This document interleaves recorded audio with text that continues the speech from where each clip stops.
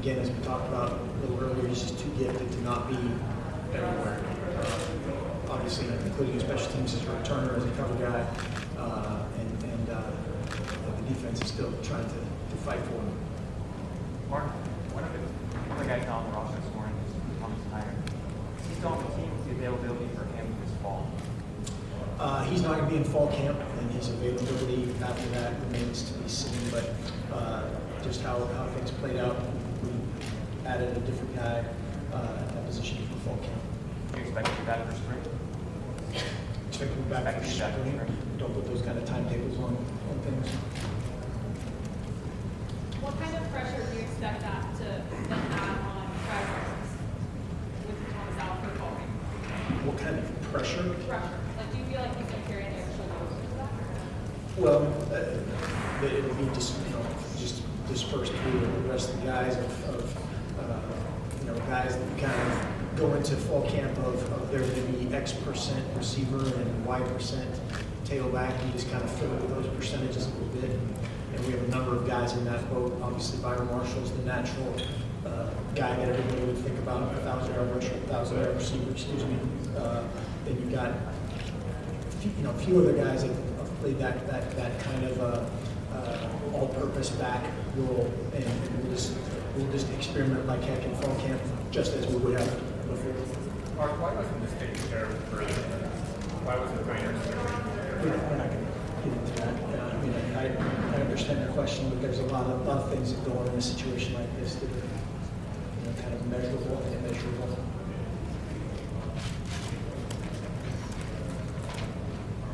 Mark, throughout the years, we've heard a lot of a term called the Oregon way. What does the Oregon way mean to you? Oregon way. Things like that, whether it's officials or weather or injuries or whatever, it's us, and everybody's in it for us. And there's a ton of guys that put in a ton of time, and as soon as you kind of elevate the absence of someone over the contribution of somebody to come, that's definitely not our way. But we certainly want to do things right, and be tough, and be smart, and be disciplined on and off the field. And we believe very much in what we're doing. A ton of trust in our program from the coaches on down. We're fit on a poster.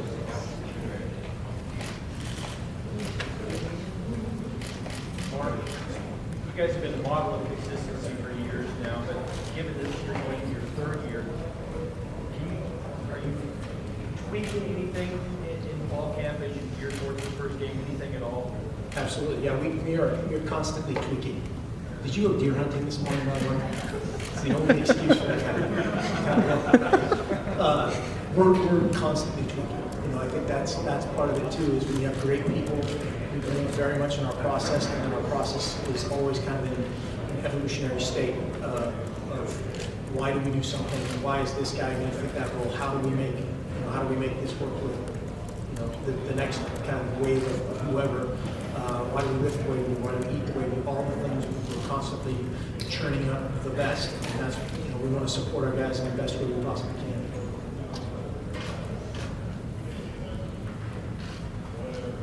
can. Mark, what's your timeline for picking a quarterback, and what are you looking into choosing that? Picking quarterback, I think is it has to happen. You can't say, in my opinion, you can't say by August 29th or whatever, pick a date, we're going to name a guy, because that might not happen. That has to play out. It's kind of like leadership. You can't just say, okay, Ronnie, Johnny, and Dan, you guys are captains. That doesn't work. So that plays itself out. I think ideally, absolutely in an ideal world, which sometimes we live in, sometimes we don't, 5 to 6 days before the opener, but been in situations where that wasn't the case, and it plays out and it works out fine. Coach, what are you looking for most in a quarterback? Scoring. You want to score the football. Take care of the football and score. And that's really it. You mentioned the Pac-12 media day that there was a possibility to play two until the starter separated himself. Do you envision at all that possibility of running beyond a game or two, or do you think that a decision will be forthcoming quickly? I don't have a crystal ball, and that, you know, I think it has to, again, going back to Matt's question, it has to play itself out. If that is decided in a week, if that's decided in 2 months, then it's decided. But you can't put a time frame on it, in my opinion. Byron's role change at all? I mean, now that if Thomas isn't here, does Byron go back and play more running back? Do you know, or is that something that's going to play itself out? It'll play itself out, yeah, but just between all those guys, this kind of young skill that we have that are, again, kind of those hybrid guys. We already had in place a bunch of plans for Byron, a bunch of plans, you know, in our world for all those new-ish guys, whether it's going to miss somebody like Kirk or Jalen or Alex or Charles, certainly, all those guys that have done that before, Taj, Ty. There's a bunch of moving parts, and those percentages kind of just work out. Where's Where, you know, who plays at what spot. where's Taj Griffin at physically right now? Because he's coming off that injury in high school last year. Yeah, he's fine. Full go. Mark, when you strategize for practices with the other teams, what's your main focus? At this phase right now, well, there's a ton of things. You're teaching guys how to practice. You're teaching guys how we do things. Our older players always do a great job. Our veteran players, maybe not that old, do a great job of educating our guys on scheme, on, you know, how we do things. But you know, you're still not out there full speed in practice, but just how we operate. And then you're in installation mode, you're in experimentation mode a little bit of trying to find out whether it's, you know, we've got a bunch of young offensive linemen, how physical are they, how smart are they, how tough are they, all those things you're trying to filter out and simultaneously educate, drill, filter out maybe who's going to, down the road, going to contribute this year in the red shirt. There's a million things that are going on right now, but I think that the biggest thing in establishing, certainly with the young guys, is how we do things, and then the roles kind of come out of that once you get through the install phase, and that brings a couple weeks around. Where's Ty Griffin at within your offense? It seemed like he was doing a little bit of receiver, quarterback, in special teams in the spring. Correct. Yep. And that's another guy that just you know, didn't have a clearly defined role like this spring. That's fine, but trying to squeeze some out of that for sure. He's a talented guy. I mean, he's a fast guy that brings a lot to the table. And he just needs a little bit more consistent at one spot. So is he coming in as a quarterback or just? He's going to move around. Okay. Mark, do you have any timeline of when you expect for Adam to be here? That whole situation, nothing's changed since we've last met. So, yeah. Is there any cutoff date in your mind that you would need to hit to be able to contribute? Just again, that's there's nothing that's changed in that regard since we talked last. Mark, you kind of mentioned at the Pac-12 Media Day that maybe not all 4 college playoff football teams were tested. There's been some reports that maybe they all 4 were. Do you have any clarification on that? I do have clarification on that. This is another thing, this will be the last time we discuss, but I can't remember, there were a couple guys there. Andrew was there. He can validate my outlandish statement that I made, which my first thing that I said is we don't condone any behavior of that nature, period. It was the first thing I said. This gets validated, correct? Yeah. Correct. Okay, and then we're talking about just the equity of the penalties and how equitable that was across the country when it had been announced that a couple guys get 1 game suspension. Certainly there's other guys that get nothing, and he got a 6-game suspension. And we kind of bantered back and forth about that a little bit, and then I didn't bombastically say anything. I said essentially, yeah, I was even told that we were the only team tested. And I said, I don't know that to be a fact. And I still don't know that to be a fact, and I was told that. That doesn't change anything. It's not an excuse in any way, shape, or form. It's certainly something that is being looked at and should be looked at, hasn't it? How's Devin Allen looking, and where does he sort of back up? We'll see. You know, today's kind of it's an unfair situation for you guys and for me, because literally the only thing we do this morning is a walk through, we meet, we talk, you know, and all that stuff. He looks fantastic in his uniform. He looks great in his practice jersey, and he looks like a fast guy. But you know, he's such a tough dude, and I have no doubts that he's going to do everything he can. He has done everything he can over the summer to put himself in a situation to be back out there. Mark, how can Thomas Penner continue to contribute to the team even that will remain to be seen. Yeah. I don't know if you were here, but we already talked about that. He won't be here for fall camp, and we'll go from there. Will Tyler Johnstone and Elijah George be fully able to go in the fall camp? Sure hope so. Sure hope so. And I'm not trying to be coy. Is that the right word? Yes, sir. Coach, you brought in a lot of young talent with your recruiting class this year. Do you have a timeline for when you expect to know when you want to redshirt guys or not, or will that just kind of play out? That's one of those things, yeah, that kind of plays out again. Ideally, the hardest part with that is you see guys from in 2 weeks, and we want them to make a ton of mistakes. We want them to make a million mistakes. We try to make different mistakes, but we try to then we try to pull out our crystal ball. Okay, in 6 weeks, what's this guy going to look like? In 7, 8, 9 weeks down the road, you know, the natural wear and tear of the season, you need some guys to step in. And the worst thing that you can do is have that uncertainty. You know, we try to be very definitive in fall camp of going, we're playing this guy, period, and then playing him substantially. You know, getting down to week 8, week 9, we'll crowd, we need, you know, this spot or that spot or whatever. That's just unfair for everybody. So we try to do that as best as possible up front.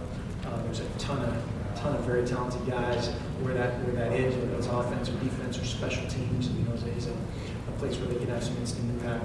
We'll see. Coach, I realize on a kickoff return, you always want your best guy, and a guy can get injured on any play in any game. But with Thomas Tyner reportedly getting hurt on a kickoff return, Devin Allen, Anthony Thomas, significant playing time lost a couple of years ago, Walter Thurman. Has your coaching staff seriously considered using a player who's maybe not ready to be a starter, but's got a lot of skill and can concentrate on that kickoff return specialist position as a risk of losing some of these prominent players worth it? No, I mean we can't operate that way. We're going to play our best guys in the best position. And unfortunately, you know, and you brought up, of course, everything that's happened here. There's elsewhere where guys are unfortunately injured. Some of those are non-contact injuries. Some of those are, you know, just they're freak deals. Some of them are technique things. Some of them they're all different situations. But we're going to play the best guys because, you know, you'll also notice that. You know, some of the examples that you made of when it's in contact, there's a pretty good player that be making the contact on the other side. So you've got to, you know, your X against their O, and we're going to try to get the best X's out there we can.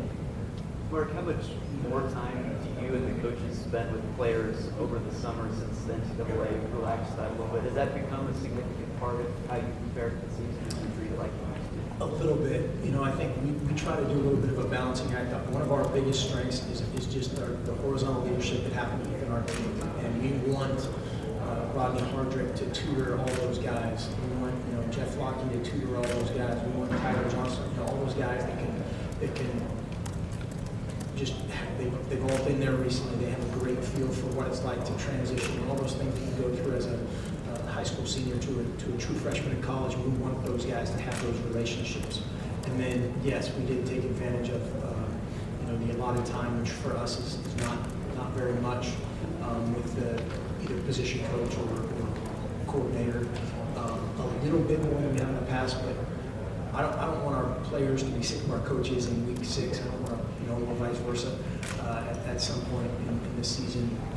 And from that standpoint, just being out there at the walkthrough today and seeing guys operate, seeing guys click from a signal standpoint, our veterans did a great job of leaning them in. You briefly touched on this, but what would you like to see happen in the development of one? Well, there's a million things. I mean, you know, we want to play fast and free. We got to get to that at some point. The young guys that we talked about this last night as a team, is they're so concerned about being perfect. You know, they either overthink it or tighten up or whatever, and just being fast and free. And that'll, talk to those guys always about making mistakes. The first million are on the coaches, and just go. You're trying to establish depth, you're trying to establish roles, you're trying to establish toughness, there's a million things that you're trying to get done. And it's a constantly evolving deal.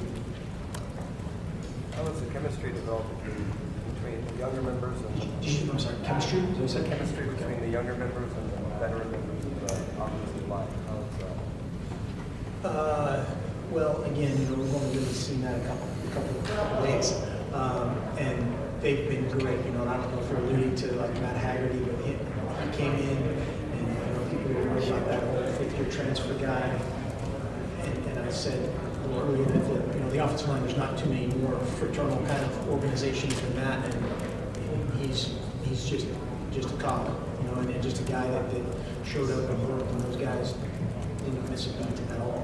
And so from that standpoint, that's been great. And then we'll see from here on out. Got a bunch of great competition going on there, I think, too, throughout fall camp. Talk a bit about Joe Walker and what you expect for him on the defense this year. Yeah, Joe's a guy similar to kind of how I was talking about Royce a couple weeks ago, just of a quieter guy that kind of asked to come out of the shell, guy that plays big, plays loud. He knows what to do. He's a great leader from just a straight, stone cold work ethic, we call it kind of standpoint, and just to affect some more people, being vocal, asking more from him that way. When Tyler Johnstone came into camp last year, coming off of that injury, was he practicing at 100%? And then, this year, kind of in a similar situation, will there be any kind of different handling of him kind of working up until week 1? Well, it's always different when guys are coming back from, whether it's one injury or multiple injuries or whatever, and there's so many things that go into that too.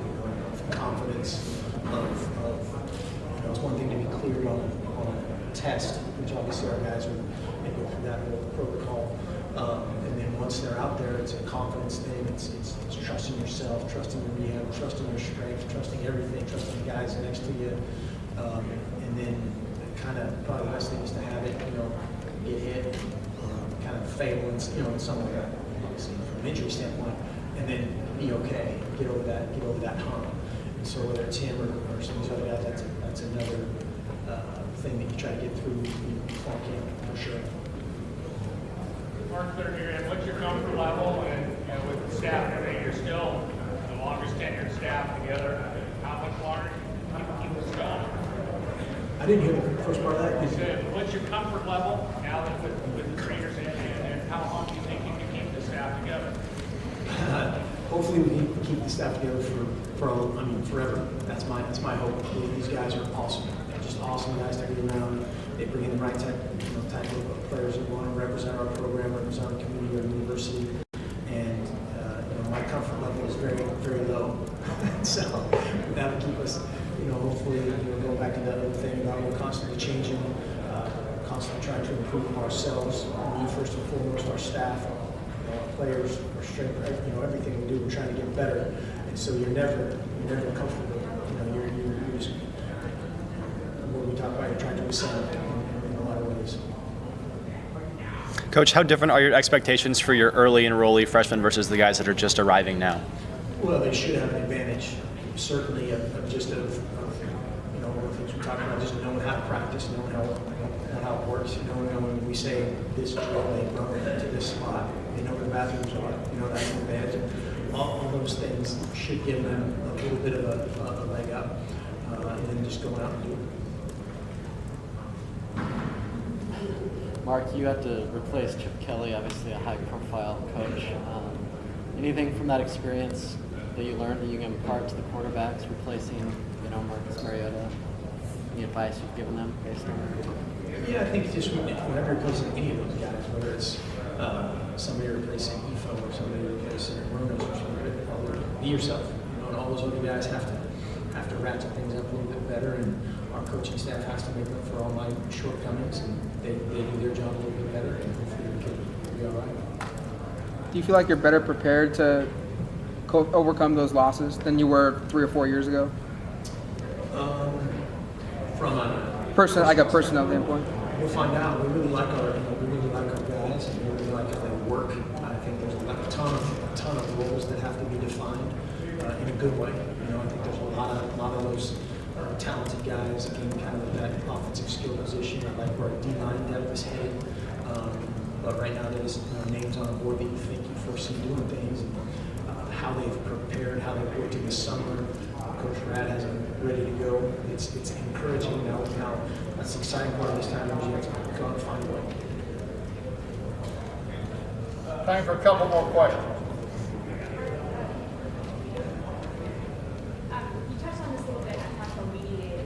You mentioned about Jeff not transferring. What do you think that says about Bengals' character and wanting to play here? Yeah, it's just, I mean, Jeff's he's a great dude, universally kind of loved guy. That, it's just so weird in college football right now, as soon as somebody's named the starter, and no offense, but every reporter, what's that first question, we go out the back to go, where he transferred. It's like, it's just assumed, and that's weird. And so I think it says a ton about him to kind of to fight through this. And he knew he was sitting behind a pretty good player, and they had a great relationship. They were really close.